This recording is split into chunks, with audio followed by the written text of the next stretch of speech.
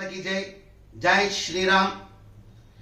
అఖండ భారతదేశంలో ఒకటిగా ఉండి తర్వాత ఇడుబడి ప్రత్యేక దేశంగా బంగ్లాదేశ్గా పిలువబడుతూ గత కొద్ది రోజులుగా ఆ దేశంలో ఉన్న హిందువులపై జరుగుతున్న అనేక రకమైన దాడులు, హత్యలు, మానభంగాలు, లూటీలు, దమనకాండలు ఈ విధంగా జరుపుతూ విచక్షణారహితంగా ప్రవర్తిస్తున్న క్రూరాతి క్రూరంగా ఉన్న ఒక ఛాందసవాద మతం వారి పైశాచిక విధానం మనం చూస్తున్నాం.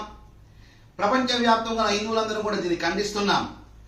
ఈ విషయంలో అందరూ సంఘటితంగా సంయుక్తంగా నిరసన తెలపడానికి ఈ నెల 17వ తారీఖు అనగా రేపు మధ్యాహ్నం 3 గంటల నుంచి 5 గంటల వరకు మన ధర్నా చౌక్లో అన్ని హిందూ సంఘాలు సామూహిక సమావేశాన్ని ఏర్పాటు చేయడం జరుగుతుంది.